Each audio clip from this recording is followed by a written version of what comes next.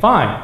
But it's not evidence that he was raised from the dead. We're not talking about just bedrock facts. If you want to talk just about bedrock facts, you could say things like, Jesus came from Galilee. It's a bedrock fact. Does it have anything to do with the resurrection? No. Jesus' parents were named Mary and Joseph. Bedrock fact. Does it have anything to do with the resurrection? No. Jesus had brothers, one of whom was named James. Bedrock fact. Anything to do with the resurrection? No. Jesus was crucified. Bedrock fact. Anything to do with resurrection? No. Yes, he had to die. We all have to die. And to argue that the difference with Romulus is that we don't have any account of his death, I think the alternative is to say that Romulus never died. And none of us thinks that. So the reality is we do have accounts of Romulus and others being seen or disappearing from this earth and showing up in heaven after their death. It was a very helpful point for him to clarify that his second and third facts, that Jesus' disciples claim to see him alive afterwards and Paul saw him alive afterwards, are two different things, because one, you have his friends, and the other, you have his enemy. Absolutely, very good point. It's a great point. So let's talk about this for a second. Are we going to say that when somebody converts from being an enemy to being a friend, that is evidence of a miracle? Let me give you an example. A well-known example from the Middle Ages of one of the most famous Jews of the Middle Ages, Shabbatai Tzvi, who was thought to be the Messiah by many Jews, who in fact thought of himself as the Messiah, but near the end of his life converted to Islam. He joined his enemies. Does that show anything about the truth claims of Islam? Does that show that Muslims are right and that Jews are wrong theologically because somebody converts from being an enemy to being a friend?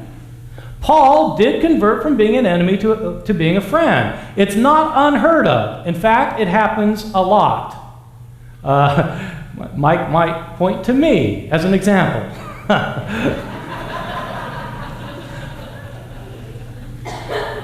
The other interesting thing in Mike's recent rebuttal was that it came out that there are other things lurking behind the scenes when it comes to what he considers to be historical evidence of the resurrection. He didn't mention these things in his beginning speech, and so I haven't referred to them in my rebuttal, which is in contrast, by the way, with Mike attacking my wishful thinking hypothesis that I haven't talked about because it's not the position I'm taking. So his rebuttal of it is somewhat beside the point because it's not what I'm arguing. Mike, on the other hand, appears to have a couple things lurking behind the scenes that he's seeing as evidence. The two things that he's relying on are the reliability of our sources and the fact of an empty tomb. This became clear in his rebuttal, and I don't want him to deny it because I just heard him talk about them. When I talked about Apollonius, he said the difference is that with Apollonius we have late sources, they are not eyewitnesses, and they are biased. That's what he said. Now, that's what I said about our sources for the resurrection of Jesus, and he said it was irrelevant. Now, it's either relevant or it's not relevant. If it's relevant, then you have to discount the Gospels, and if it's irrelevant, you cannot discount the sources for Apollonius. With respect to apparitions, he acknowledged that there are apparitions. He has friends who have had apparitions. In other words, we know that apparitions are historical phenomena. They are well established, that people have visions of people who have already died. I'm arguing that Jesus' followers had visions like the visions his friends have had. These are historically documented. They can be historically documented because they're events that transpire. What about resurrections? Are they events that transpire? We don't know. They would be miracles. He points out, though, that with these apparitions, nobody goes to check to see if the tomb is empty. This is my point. The empty tomb is lurking behind his apologetic. It's the empty tomb that at the end of the day convinces him about the apparitions. But you'll notice he hasn't marshaled any evidence for the empty tomb. He's simply asserting that if people had apparitions, they would have gone to check the tomb. This is where historians have some things to say. As it turns out, historians know what happened to crucified people in the Roman Empire. They generally were not allowed to be buried in family tombs. In most instances, they were thrown in common graves where their bodies deteriorated and disintegrated within days.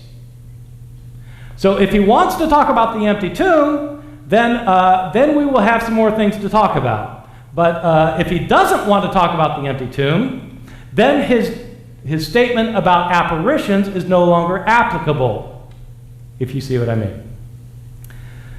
Mike has pointed out that historians need to consider their bias. Let's talk about biases for a minute. Mike is a believing, conservative, evangelical Christian who believes in his heart of hearts that Jesus was physically raised from the dead.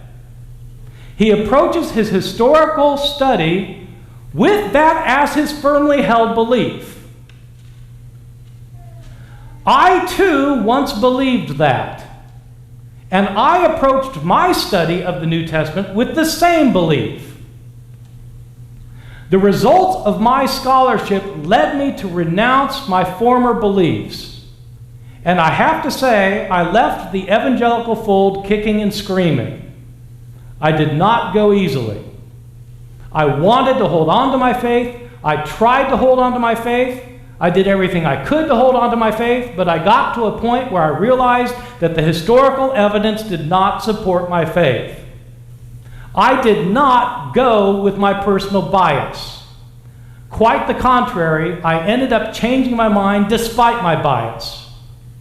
So it won't do to say that I'm biased against the resurrection, because for the majority of my adult life, I believed in the resurrection and wanted to believe in the resurrection and tried to believe in the resurrection. Mike, on the other hand, has wanted to believe in the resurrection, and he does believe in the resurrection. Which of us is taking a historical approach? I'm not disputing Mike's beliefs or your beliefs. The vast majority of you believe that Jesus was raised from the dead. What I'm arguing is that that belief of yours is not founded on historical evidence. The resurrection of Jesus, if it happened, goes beyond anything like historical evidence. Historical evidence cannot establish the resurrection. It is a faith claim. It is a claim that there is a God who is in control of this world, who created this world, who sent his Son into the world and raised his Son from the dead. Those are theological statements. I'm not saying they're true or false. I'm saying they're not historical. Historical statements have to do with what historians can establish as probably having happened in the past.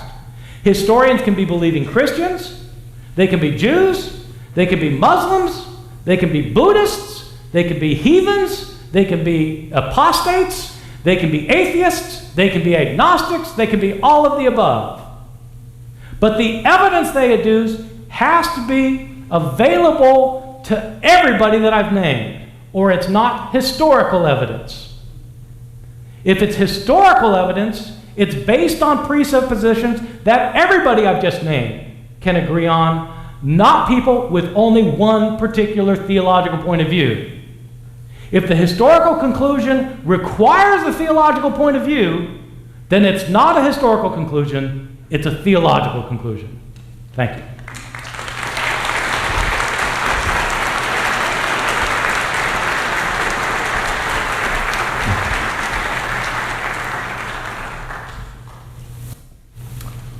Okay, well, excuse me, can we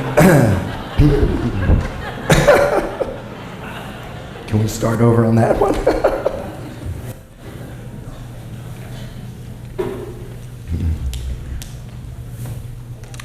Okay. Now, Professor Ehrman talked about a consensus, something we all have to agree on. I don't think so.